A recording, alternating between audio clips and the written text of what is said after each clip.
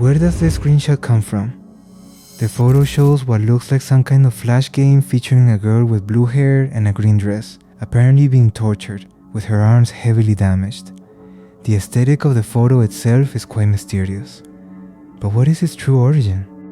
To be honest, no one really knows where it comes from, but there are a few details we can analyze to find out. First of all, what we do know is that the character starring in this macabre scene is named Ciel. She's a character from an anime called Tsukihime, and she looks identical to the one in the photo, except for the green dress. But the truth is, nobody knows where this screenshot was actually taken. So, I decided to ask for a little help and made a post on Reddit asking about the origin of this image. And even though none of the nearly 500 people who saw it had the exact answer, some did reply with a few clues about where it might have come from. First, there are two main candidates for the game where the photo could have been taken. The first one is Torture Simulator, an old Flash game that I can't show too much of here, but basically, it was about torturing an NPC ragdoll until it met its end. The second one is Happy Room, which was pretty much about the exact same thing, but I can describe even less of it since it was way more graphic and brutal than the first one. These kinds of games were quite popular on Newgrounds and other Flash sites years ago. Games based on simulating these acts on fictional NPCs. But what does that have to do with the photo of Ciel? Well, in some of these games, you could create and select custom skins to put on the ragdoll you were going to experiment on, perhaps to satisfy the strange tastes of certain users. Because of this, many believe this photo might have come from a custom Ciel mod for one of those games. The strongest theory is that it comes from Happy Room. If you compare the background of the photo with the default room background in Happy Room, they look virtually identical. However, looking closely, there are some subtle differences between the two locations.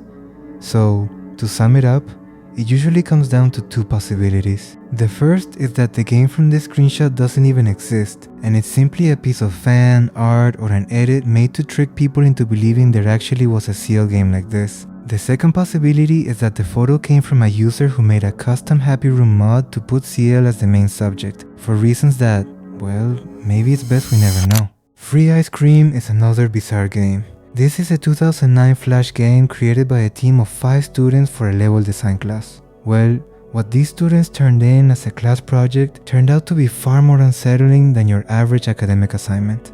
The game is about a little girl who is lured into a house by a stranger promising free ice cream. Once inside, she finds herself trapped in a dark, lonely basement with only one mission: escape without being spotted by her captor.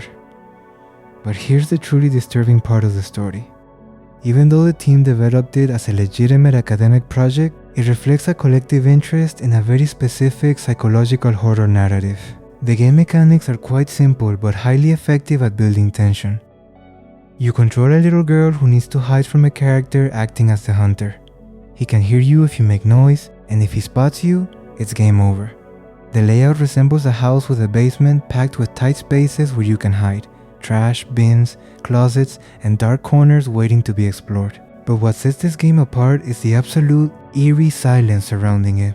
The heavy breathing of your character when she's terrified. The sound of the pursuer's footsteps getting closer. This sound minimalism is precisely what makes it so deeply unsettling, because your imagination fills in all the blanks. But what does this game really mean in a broader context?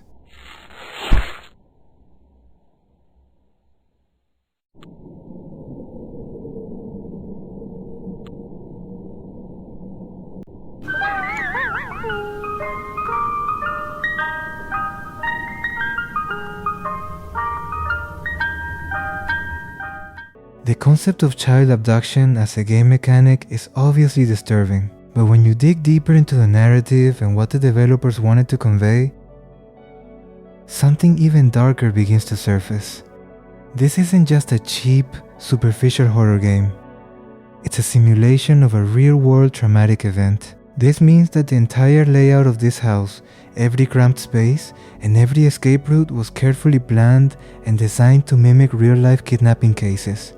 Every wall, every door, every shadowed corner was placed there to maximize the feeling of vulnerability and panic a real victim would experience in that situation. The game captures with terrifying precision the desperation and fear of being trapped in an enclosed space with an immediate threat. it became widely regarded as a genuinely haunting piece of psychological horror. Not because it's gory or bloody, but because its core concept is disturbingly realistic. Thrill Kill is another highly unusual case. It's probably one of the most fascinating instances of censorship in video game history. And it wasn't censored by governments or external pressure groups, but literally by the very corporation that owned the rights to publish it. This was a 3D fighting game for the PlayStation, developed by Paradox Development. The main issue with it was that it was explicit, incredibly brutal, and so deliberately offensive that it was cancelled before ever reaching the public in a way very few games ever have in the industry. The development of Thrill Kill began in a completely different direction than how it ended up. The original project was called Earthly Crust, and it was a sports game based on the ancient Mesoamerican ball game, where characters would attack each other while trying to score. However, the publishers at Virgin Interactive always wanted more violence. They constantly pressured the developers, telling them to make the game more brutal, more visceral, and more aggressive. So, after a particularly intense round of publisher feedback, the developers threw out the sports concept entirely and said, "Fine, if they want violence, we're going to make a game completely dedicated to the most extreme violence possible." The result was Thrill Kill, a 4-player fighting game where 10 characters, each representing a different human vice or mental illness, are forced by a goddess named Maruka to fight to the death for a chance at reincarnation back on Earth. Now, what made Thrill Kill so controversial compared to other fighting games? Well, the deliberate brutality and a design specifically tailored to be as offensive as possible is what triggered everything. Every character was specifically designed to be either sexually provocative or psychologically disturbing. We are talking about BDSM-inspired designs and literal embodiments of mental illness and trauma. It was all wrapped in an aesthetic that felt like a playable gothic metal album. But the game's real defining feature was the Thrill Kill system, a special finishing move triggered when your kill meter was completely full. At that point, your character could execute final attacks that were, well,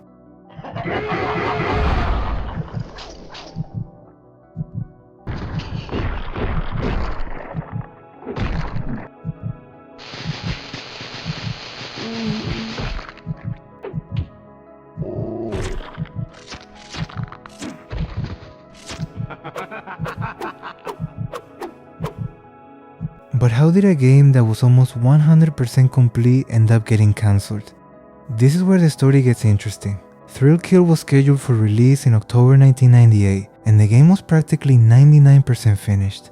The mechanics were polished, the graphics were tuned, and there were even plans for a sequel. Critics who had access to the beta build described it as fun but unpolished, something that just needed a few more months before hitting the shelves. But in August 1998, Electronic Arts bought Virgin Interactive's North American operations. This meant that, all of a sudden, EA had total control over the publishing rights for Thrill Kill.